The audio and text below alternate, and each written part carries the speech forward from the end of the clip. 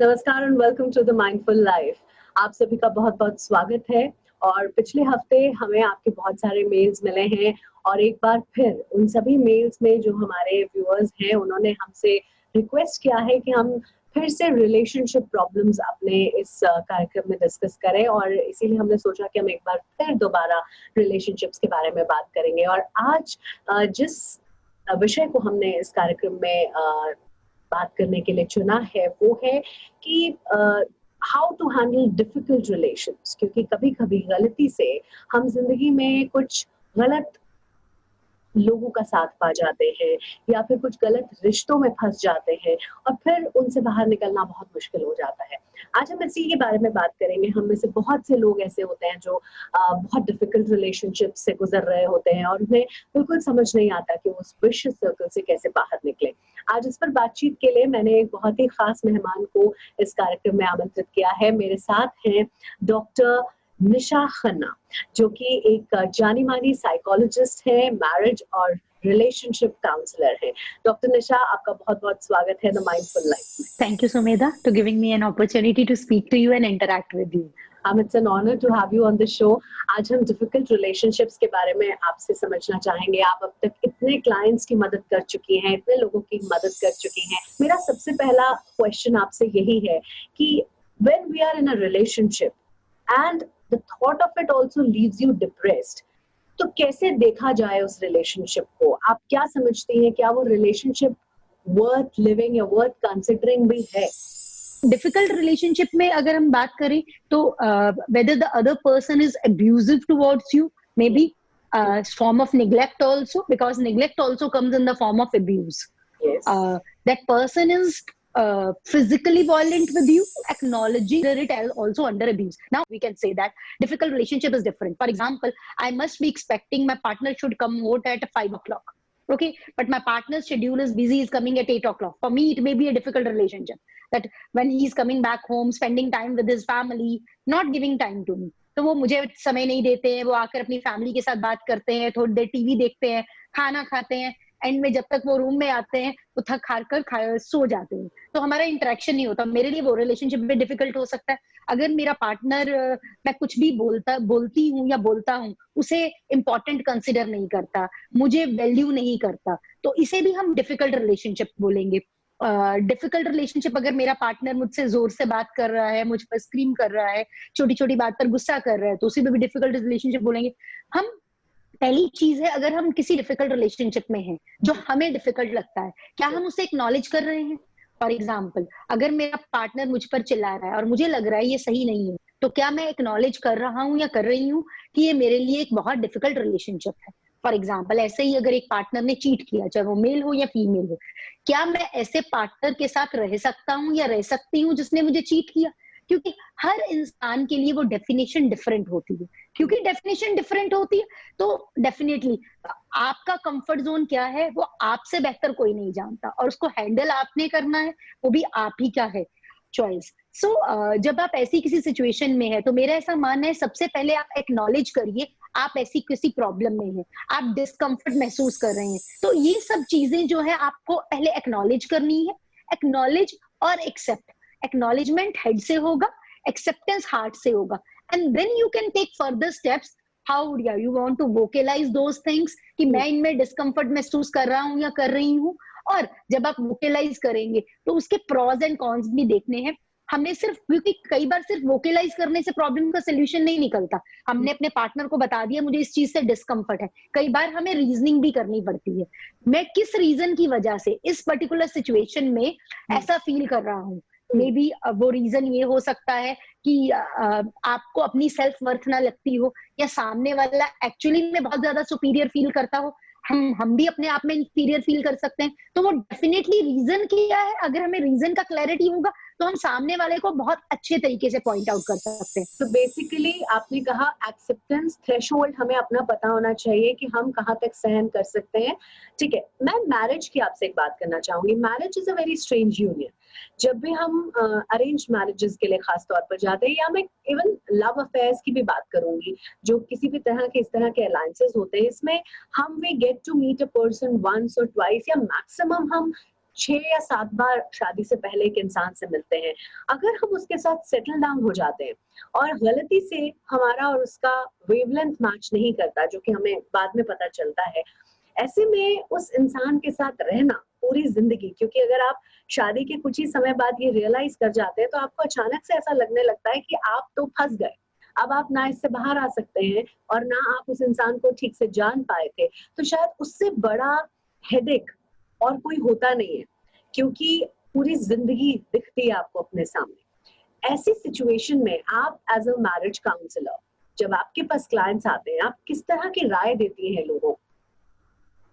देखिए जो आप बात कर रहे हो मुझे लग रहा है कंपैटिबिलिटी इश्यूज की बात कर रहे हो। दो इंसान बिल्कुल ऑपोजिट है या हम जिसे बोल सकते हैं कॉम्प्लीमेंट्री है। ऑपोजिट को हम कॉम्प्लीमेंट्री बोलते हैं, सिमेट्रिकल जो एक जैसे होते हैं, कॉम्प्लीमेंट्री जिनका स्वभाव जिनकी सोच एक दूसरे से अलग होती है। अब देखिए जब दो लोगों का स्वभाव और सोच अलग है तो हमें एक मिडल पॉइंट पर तो आना होगा, पहली चीज। क्योंकि कई बार जैसे आपने बोला ऐसा बहुत बार होता है, शादी के 10 साल बाद पार्टनर को और कपल को रियलाइज होता है we are not in a right relationship, this person is not right for me। तो ये रियलाइजेशन इसीलिए होती है क्योंकि हमें अंडरस्टैंडिंग अबाउट सेल्फ नहीं क्लियर होता, हमारी क्या, हम क्या चाहते हैं रिश्ते से। तो मुझे ऐसी सिचुएशन में हमेशा लगता है पहले हम अपने खुद की फीलिंग्स के साथ बैठे, मुझे क्या चाहिए जिंदगी में, मैं मेरे लिए क्या 5 बेसिक पॉइंट्स हैं जिनके बिना मैं रिश्तों में नहीं चल सकता या नहीं चल सकती। अगर हमने उन 5 पॉइंट्स को, मान लीजिए मेरे लिए वो पॉइंट ऑनेस्टी हो सकता है, मेरे लिए पॉइंट ओपननेस हो सकता है, मेरे लिए वो पॉइंट रिस्पेक्ट हो सकता है।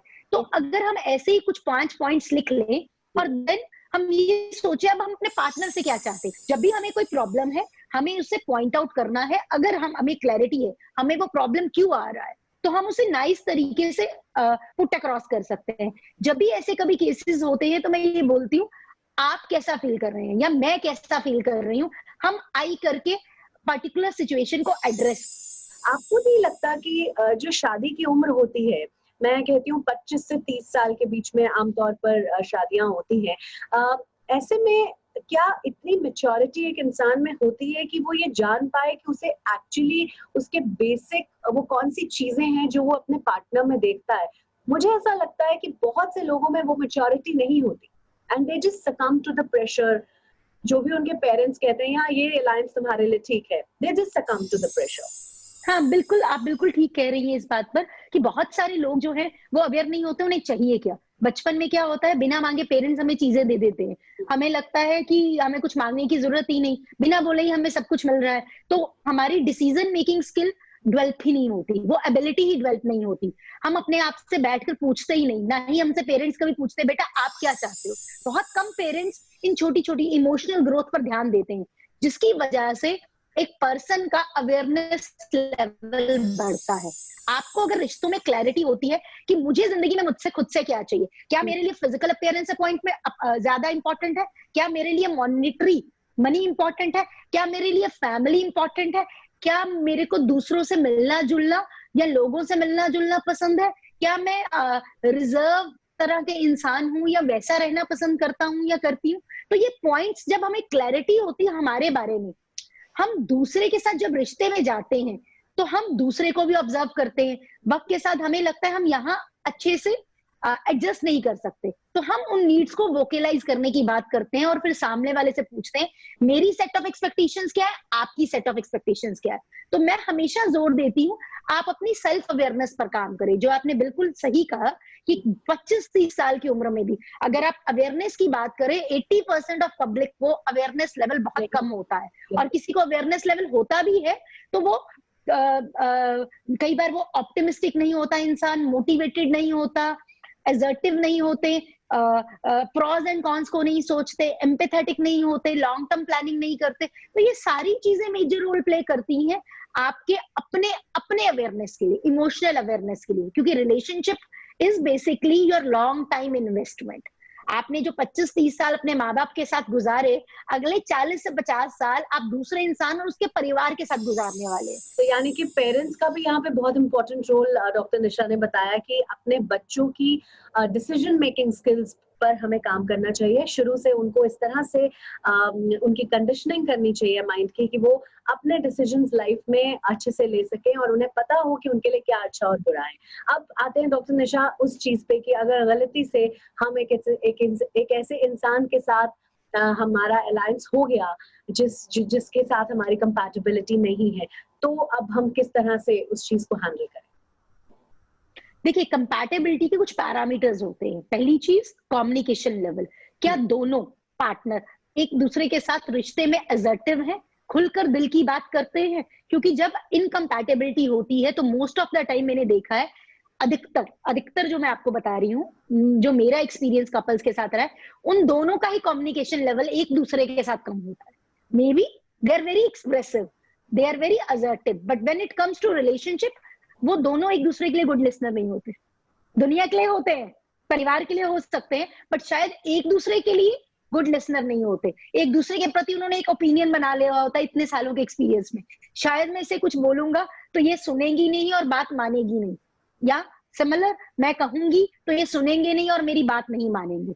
सेकंड, कॉन्फ्लिक्ट रेजोल्यूशन होता है एक पॉइंट जिसको हम कंपैटिबिलिटी में गिनते हैं, कि अगर दोनों में झगड़ा हो जाता है तो कौन जाके पहले झगड़े को रिजॉल्व करने की कोशिश करता है।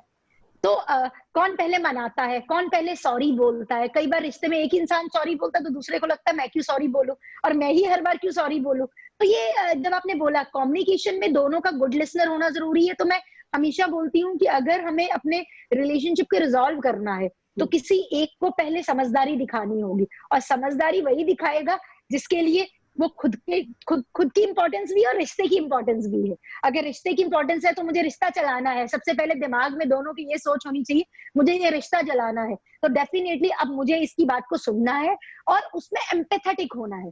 जब आपने एम्पैथेटिक की बात करी तो उसको सोल्यूशन नहीं देना। आपने कुछ बोला, आपको पता लग गया सामने वाले ने गलत बोला है, आपने उसे पॉइंट आउट नहीं करा, बल्कि आपने उसे रिपीट करा, आपने वो एक्नॉलेज करा, अच्छा तुम ऐसा कह रहे थे, अच्छा तुम ऐसा कह रही थी। तो मोस्टली क्या होता है, हम जब रिलेशनशिप में होते हैं हम सामने वाले को करेक्ट करने लग जाते हैं, तो एम्पैथी लैक होती है। तो मोस्टली रिश्तों में एम्पैथी से बहुत सारी प्रॉब्लम्स रिजॉल्व हो जाती हैं, जो मैंने कपल्स में most of the time find out करी है।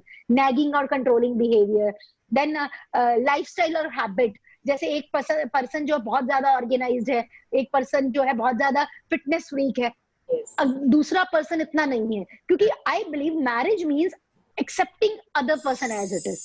अगर हम छोटी छोटी बात एक दूसरे को रोज कॉम्प्लीमेंट देना शुरू कर दे, छोटी छोटी बात पर, आज तुमने बहुत अच्छा कलर पहना है, ये तुम्हें बहुत सूट कर रहा है, आज तुम्हें ये शर्ट सूट कर रही है, या तुम्हें ये टाई सूट कर रही है, तो अगर मुझे लग रहा है ग्रेटिट्यूड को बनाए, we feel proud my partner is doing certain things, maybe वो एक पर्टिकुलर जॉब कर रहा है, या वो एक पर्टिकुलर प्रोफेशन में है, या वो पर्टिकुलर बिजनेस कर रहा है, या उसके अचीवमेंट्स पर, या मेरी बीवी जो है घर में बहुत अच्छे से परिवार को रखती है, मेरे बच्चों को रखती है, या मेरे माँ बाप का ध्यान रखती है, तो whatever the calibre, it may be creativity of the person, you compliment and feel proud of that okay there is something good. Because most of the time हम पर्सन की पर्सनल इनसिक्योरिटीज होती हैं जो relationship में आगे जाके hamper करती हैं। आपकी चाइल्डहुड इनसिक्योरिटीज, आपके low self worth, low self esteem, जो आगे आके रिलेशनशिप में मेजर रोल प्ले करते हैं, जिसमें आप इंफीरियरिटी कॉम्प्लेक्स और कंपैरेटिवनेस में चले जाते हैं। फिर फाइनेंशियल मैनेजमेंट, एक कम खर्च करने वाला होता है, एक ज्यादा खर्च करने वाला होता है। तो मैं बोलती हूँ बजटिंग बना लो, आपकी इनकम कितनी है, आपकी लायबिलिटीज कितनी है, हम सेव कितना करेंगे। एक पर्सन को फ्यूचर की ज्यादा फिक्र होती है, एक पर्सन को प्रेजेंट में खर्च करना होता है। तो आप इक्वेशन बना लो, हमें अगला 20% सेव करना है, 20% प्रेजेंट में खर्च करना है। So, ये आपने बहुत अच्छी बातें कुछ बताई कि नागिंग नहीं, एप्रिसिएशन होना चाहिए, एंड मिडिल पाथ हर चीज में। दोनों अगर अलग अलग इंटरेस्ट हैं तो कहीं बीच का रास्ता निकालना है, अच्छी बात है ये। लेकिन डॉक्टर निशा, मैं फिर से कुछ बड़े इश्यूज पर आऊंगी। जैसे ये तब मुमकिन है, जो ये आप सब बता रही है, तब मुमकिन है जब दोनों पार्टनर्स जो हैं वो रेसिप्रोकेटिव हैं और उनकी कम्युनिकेशन स्किल्स अच्छी हैं। अगर जैसे हम इस कार्यक्रम में स्पिरिचुअलिज्म की बहुत बात करते हैं, तो स्पिरिचुअलिज्म ये कहता है कि you should accept people with their imperfections, जैसे आपने भी अभी कहा कि accept people as they are. But tell me something, ये तो तब मुमकिन है ना जब हम या दोनों पार्टनर्स जो है वो स्पिरिचुअली एम्पावर्ड है, वो विजडम उनके पास है, जो आप इतनी सारी बातें बता रही हैं कि हमें बीच का रास्ता निकालना, ये सब तभी मुमकिन है अगर हम कम्युनिकेटिव हैं, अगर हम रेसिप्रोकेटिव है। लेकिन अगर एक भी पार्टनर रेसिप्रोकेटिव नहीं है तो फिर दूसरा चाहे कितना भी वाइज क्यों ना हो, उसके लिए बड़ा मुश्किल हो जाता है उस चीज को हैंडल करना। Do you agree with me कि हम लोगों को कहीं ना कहीं पहले अपने आप पर काम करना है, फिर हम अपने पार्टनर पर काम कर सकते हैं? यस, ये मैं हमेशा बोलती हूँ क्योंकि मेरा ऐसा मानना है, दो हैप्पी इंसान हैप्पी मैरिज में सरवाइव कर सकते हैं। अगर मैं और या मेरा पार्टनर इंडिविजुअली हैप्पी नहीं है तो हम दोनों शादी में खुश रह ही नहीं सकते। तो ये हर एक कपल को इस बात का ध्यान रखना है, अपनी पर्सनल हैप्पीनेस का। अगर आप एज ए पार्टनर सामने वाले से कुछ एक्सपेक्ट कर रहे हैं, सबसे पहले आप अपनी लिस्ट ऑफ एक्सपेक्टेशंस की बात करिए ना, क्योंकि कोई भी पार्टनर आपको 24 घंटे खुश नहीं रख सकता।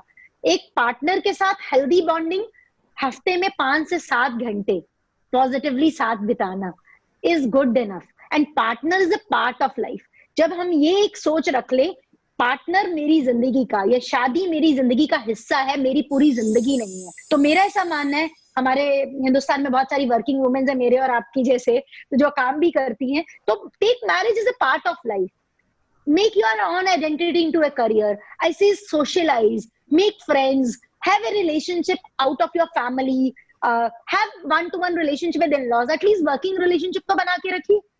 साथ ही साथ मैं ये नहीं कहती कि बहुत ज्यादा आप बॉन्डिंग करिए हर एक के साथ। हम आई वुड से एक मेट्रो सिटीज के लाइफस्टाइल में जो लोग स्पेशली रह रहे हैं, एक फास्ट पेस्ड लाइफ है, आपके पास इतना टाइम ही नहीं होता है, तो फ्रेंड्स के साथ, सिबलिंग के साथ, कलीग्स के साथ जितना भी थोड़ा बहुत इंटरेक्शन रह सकता है कि जब आपको जरूरत पड़े तो कोई आपके साथ हो, तो वो बहुत इंपॉर्टेंट है। बहुत सारे पार्टनर्स हैं जो आपके गोल्स को सपोर्ट नहीं करते। मैं यहाँ खास तौर पे महिलाओं की बात करना चाहूंगी। आपके गोल्स को सपोर्ट नहीं करते, आपके कोर बिलीव्स मैच नहीं करते, आपकी एक्सपेक्टेशंस अपने हस्बैंड से बहुत फियर बेस्ड होती हैं, और कामकाजी महिलाओं के लिए ये बहुत मुश्किल है। तो मुझे आपकी ये बात अच्छी लगी कि जितनी भी महिलाएं इस समय हमें सुन रही हैं जो डिफिकल्ट रिलेशनशिप्स में है, अपनी खुशी प्रायोरिटी पे रखनी है, अपने गोल्स को बिल्कुल आपने अचीव करना है जाके। And I think it's a right doctor Nisha, ये हर कोई कर सकता है, इसमें किसी की रोक का कोई मतलब ही नहीं है। ये हम सबका पर्सनल राइट है कि हम जो जिंदगी में चाहें वो हम कर सकते हैं। और डॉक्टर निशा ने जैसे कहा कि अपना friends outside your marriage, you can have friends, you can talk to them, you can vent out feeling. So देखिए, बाउंड्री सेट करना हमारे हाथ में है। वही मैं लास्ट एक पॉइंट बोल रही थी, जो सबसे इंपॉर्टेंट चीज है वो है I means हम अपने आप में, whether I am happy with myself। जब आप स्पिरिचुअलिटी की बात करती है, साइकोलॉजी की भी बात करें, तो we talk about the person's happiness is very important। और शादी में अगर आप सामने वाले को या खुद को चेंज करने की कोशिश करोगे तो आप खुद की एग्जिस्टेंस को, आइडेंटिटी को लॉस्ट कर दोगे। तो हमें अपने आप को, हम क्या चाहते हैं वो जानना बहुत जरूरी है, अपने आप को एक्सेप्ट करना।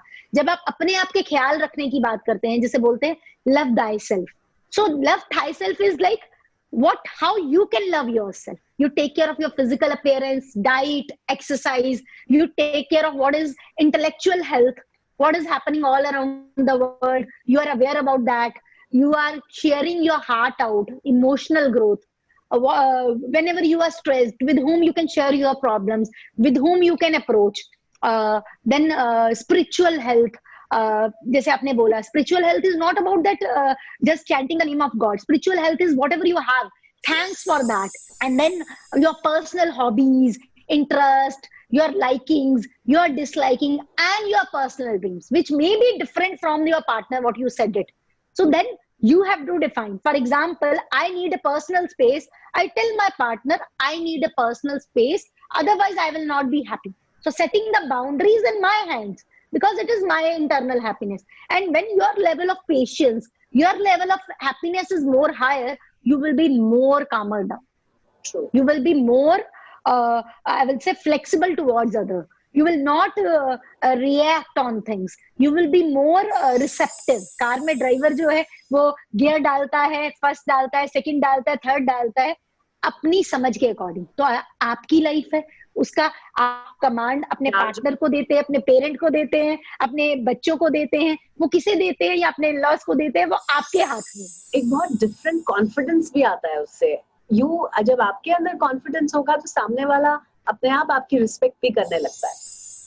बिल्कुल बिल्कुल बिल्कुल, क्योंकि बेसिक थिंग इज आपने अपने आप को एक्सेप्ट कर लिया। When you accept yourself as it is, then other person also started accepting like acknowledging you. हर एक इंसान की कैपेसिटी और कैपेबिलिटी डिफरेंट है, तो सबसे पहले मुझे अपनी कैपेसिटी और कैपेबिलिटी को मेजर करना है, और फिर हमें कंपैरिजन नहीं करना कि नहीं मेरी जैसे वो होता है ना, सास भी कंपैरेटिव करती है, भाई तुम्हारी मेरी जो फ्रेंड की बहू है तो वो तो तुम कर लेती है ऐसा, या मेरी बेटी तो ऐसा करती है तुम ऐसा करती हो।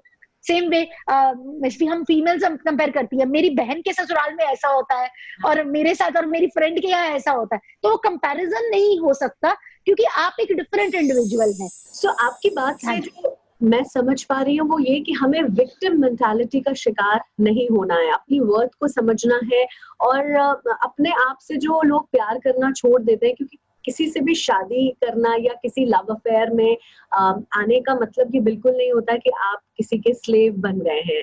आपकी खुद की जिंदगी है जो आपको जीनी है, लेकिन हाँ, किसी का हाथ पकड़ के आप जीते हैं। जो रिश्ता बहुत जहर बन गया है, जिसमें बहुत ज्यादा गांठें आ गई हैं, कहीं ना कहीं कोई कम्युनिकेशन की गुंजाइश नहीं है, किसी तरह की बातचीत की गुंजाइश नहीं है। बहुत से लोग हैं जो बहुत सफोकेट होकर जीते हैं, चाहे वो मर्द हो चाहे वो औरत हो। ऐसे रिश्ते में आप क्या सजेस्ट करती हैं? क्या उस रिश्ते से बाहर आ जाना ही सही निर्णय होगा? मेरा ऐसा मानना है, जिस रिश्ते को निभाया ना जा सके ना, उसे खूबसूरत मोड़ देकर छोड़ दे। तो अगर रिश्ते को खत्म करना है और एक समय पर आके आपको लगे कि आपका दम घुट रहा है इस रिश्ते में, आप बहुत ज्यादा सफोकेट फील कर रहे हैं, आपकी खुद की एग्जिस्टेंस लूज हो रही है, देन मुझे लगता है अगर आपको अलग भी होना है तो प्लान आउट करके हुई और एमिकेबली हुई, in spite of making it at A bigger turn. मुझे ऐसा लगता है कि अगर कभी हमें एग्जिट करना पड़ता है किसी रिश्ते से, बुरी बात नहीं है, क्योंकि जिस रिश्ते में हम अपनी आइडेंटिटी को खो रहे हैं, कोई भी रिश्ता, वही रिश्ता हमारे लिए सही है, वो टॉक्सिक नहीं है, जो हमारी ग्रोथ में हाथ दे, जो हमें अपलिफ्ट करे। अगर कोई हमें अपलिफ्ट करने की बजाय जो रिश्ता हमें नीचे को खींच रहा है, डाउनग्रेड लेके जा रहा है, वो हमारे लिए सही नहीं है। तो ऐसे में अगर हम एमिकेबली करें, चीजें बहुत अच्छी हो। डॉक्टर निशा, लोग क्या कहेंगे, ये शायद एक इतना बड़ा प्रेशर होता है किसी भी और प्रेशर के मुकाबले, कि लोगों अगर हमने रिश्ता तोड़ दिया तो लोग हमारे बारे में क्या सोचेंगे, और अगर गलती से किसी कपल ने लव मैरिज कर ली है तो फिर तो पेरेंट्स बिल्कुल उन्हें उनके हाल पे छोड़ देते हैं कि तुमने चुना है, अब तुम भुगतो, अब तो तुम्हें जैसे तैसे जियो पर जियो, क्योंकि लोग क्या कहेंगे अगर हमने ये रिश्ता तोड़ दिया। तो इसकी चिंता करनी चाहिए या नहीं? देखिए, मुझे लगता है ultimately in the end of the day what matter is you. आपकी हैप्पीनेस बहुत इंपॉर्टेंट है। जब आप घर में बीमार पड़ रहे हो तो क्या ये लोग आ रहे हैं? अगर आपके पास खाने को नहीं है, क्या ये लोग दे रहे हैं?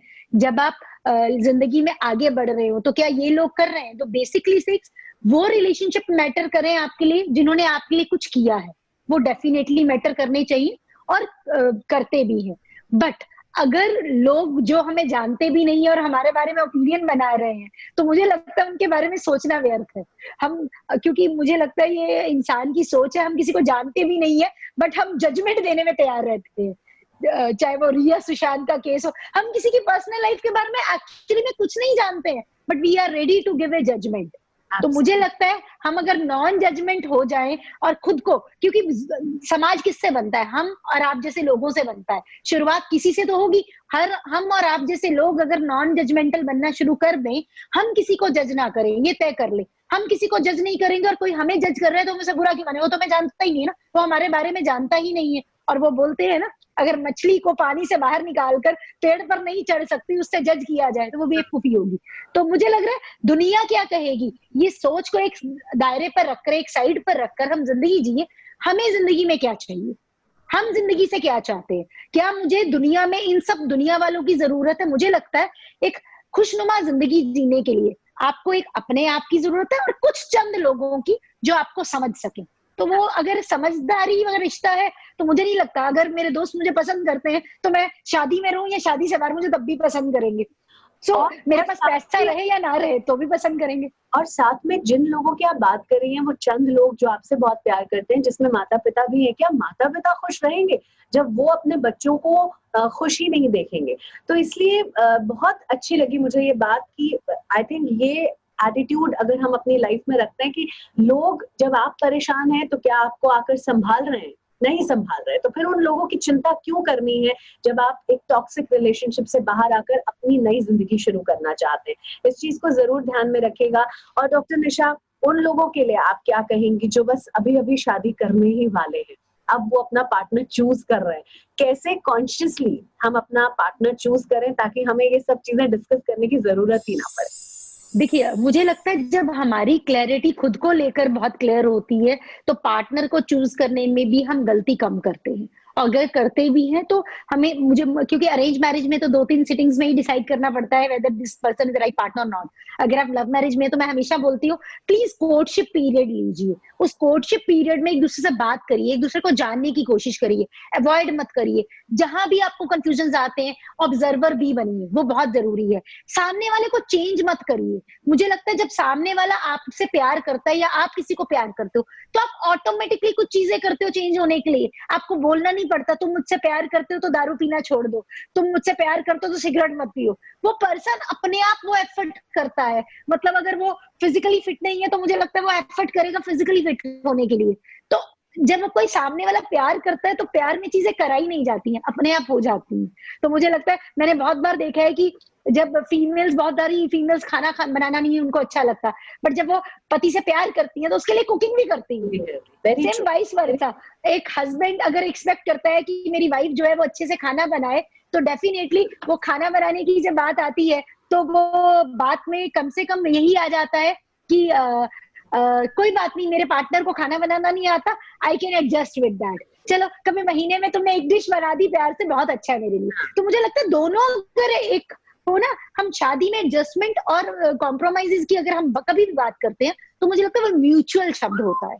तो अगर शब्द म्यूचुअल है तो चीजें अपने आप आसान होती हैं। तो हम इस चीज पर ध्यान दें, सिर्फ हम ही दे तो नहीं रहे हैं, जो हम चाह रहे हैं हमें रिश्ते में मिल रहा है। This is called about give and take. मैंने दिया और मुझे लिया। ये जिंदगी का लॉ भी है ना, हम सांस लेते हैं और सांस देते भी हैं। ऐसा नहीं है देते जाए और सांस ले नहीं तो हम जिंदा ही नहीं रह पाएंगे। सेम वे रिश्तों में भी होती है। तो अगर हम रिश्तों में रहेंगे तो सांस मिलती रहेगी, रिश्तों में हमें पॉजिटिविटी मिलती रहेगी तो बहुत चीजें आसान हो जाएंगी, मुझे लगता है। That is why I said it is mutual. और जहां म्यूचुअल नहीं है, हमें स्टैंड लेना है, अपने लिए लेना है, वो बिल्कुल भी गलत नहीं है। But please have a calculative plan in that way. मुझे हमेशा ये लगता है आप कैलकुलेटिव होकर प्लान कर चीजें जब जिंदगी में करते हैं तो बहुत ज्यादा अच्छे से आप उसमें सक्सेसफुल हो पाते। अनकंडीशनली प्यार करना कितना जरूरी होता है और क्या मुमकिन है अनकंडीशनली प्यार करना? देखिए, अनकंडीशनली का मतलब हो गया देना, पर मुझे लगता है मेरा थोड़ा सा व्यू थोड़ा सा डिफरेंट है यहाँ पर। मैं किसी से प्यार करती हूँ, ठीक है, प्यार करती हूँ तो मैं उसको दूंगी, पर बदले में मैं कुछ तो चाहूंगी। अब वो कुछ रिस्पेक्ट भी हो सकता है, कुछ वक्त भी हो सकता है। एक वो शुड बी एटलीस्ट रियलिस्टिक। तो एक्सपेक्टेशंस अगर रियलिस्टिक आए, अनकंडीशनल लव इज मैं सामने वाले को एज इट इज एक्सेप्ट करती हूँ, जो मुझे अनकंडीशनल लव की डेफिनेशन समझ में आती है as an expert, as a person. Unconditional love is मैं आपसे प्यार करती हूँ, आप अच्छे हो बुरे हो जैसे भी हो, मुझे पसंद हो। सिमिलर पार्टनर भी ये कहेगा तुम खाना बनाओ या ना बनाओ, मेकअप करो या ना करो, तुम मुझे पसंद हो जैसी हो।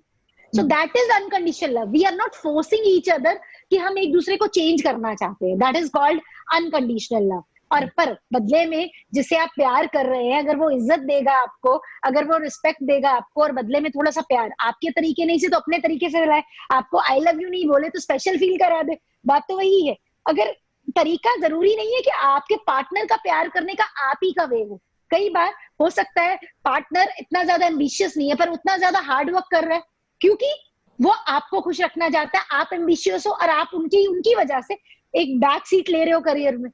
तो ये एक मुझे लगता है अनकंडीशनल लव में जब हम देते हैं तो सामने वाले को भी समझना चाहिए और रिस्पेक्ट करनी चाहिए। बहुत ही थिन लाइन है डॉक्टर निशा ने जो पहले कहा और जो आप कह रही हैं। खुद के लिए जीना जरूरी है, लेकिन ये कहना कि हम दूसरे को बिल्कुल पूछेंगे ही नहीं, हम उन्हें टाइम ही नहीं देंगे, हम उनसे बात ही नहीं करेंगे, हम तो अब जो चाहेंगे अपने आप अपनी मन मर्जी का करेंगे, वो भी रिलेशनशिप में प्रॉब्लम देता है। तो जब आप किसी से प्यार करते हैं, जब आप किसी से अपने रिश्ते को सुलझाना चाहते हैं, तो आपको समय तो देना है और उसको अटेंशन भी देना है, थोड़ा बहुत केयर भी करना है, तभी वो रिलेशनशिप को हम सींचना, उसी को शायद सींचना कहते हैं। और अगर आपकी रिलेशनशिप बिल्कुल ही सुलझ नहीं रही है, तो डॉक्टर निशा जैसे मैरिज काउंसलर्स हैं जिनकी मदद आप ले सकते हैं।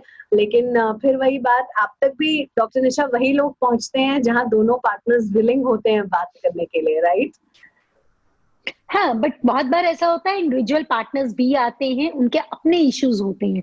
एंड आई ऑलवेज सीज अगर एक पार्टनर आया तो हम दूसरे पार्टनर को सन मान लेते हैं कि वो तो अपनी जगह से नहीं हिलेगा या हिलेगी, तो जी। हमें उस एक पर्टिकुलर पार्टनर पर काम करना है। और बहुत बार मेरे पास ऐसा हुआ है कि पहले इंडिविजुअली पार्टनर आया है और जी। उसके 6 महीने बाद पार्टनर दोनों साथ में आए हैं। तो बहुत अच्छा लगता है कि यस। जब आप अपने आप में चेंज आता है तो वो बोलते हैं हाँ एक्चुअली मैं काउंसलर के पास गया था या गई थी, जो तुम्हें मुझ में चेंज दिख रहा है। बहुत सुंदर बात। सो देखिए, hatred is only going to affect you. किसी से भी नफरत करेंगे तो आपकी खुद की एनर्जी डिप्लीट होगी। आप या तो खुद को बदल डालिए, या फिर कोई बीच का रास्ता निकालिए, और या फिर बिल्कुल अलग हो जाइए। तो मेरे ख्याल से इस पर सोचिए, विचार कीजिए और एक सही निर्णय अपनी जिंदगी को खूबसूरत बनाने के लिए लीजिए। लेकिन निर्णय आपका ही होगा, ये निर्णय आपको खुद लेना है, ये निर्णय आपके लिए कोई और नहीं लेगा। तो अपनी खुशी को प्रायोरिटी पर रखते हुए अपनी लाइफ की दिशा को डिसाइड कीजिए। डॉक्टर निशा, आज आपने इतनी अच्छी बातें हमसे की, एंड आई एम श्योर इस कॉन्वर्सेशन से बहुत से कपल्स को बहुत मदद मिली होगी। Thank you so much for being on the show. Thank you, thank you, thanks. So आज द माइंडफुल लाइफ में बस इतना ही। इसी तरह और भी विषय हमसे साझा कीजिए, हम आपसे आपके उन सभी विषयों को आने वाले कार्यक्रमों में शामिल करेंगे। आज के लिए बस इतना ही। Much love, laughter, light to all of you. नमस्कार।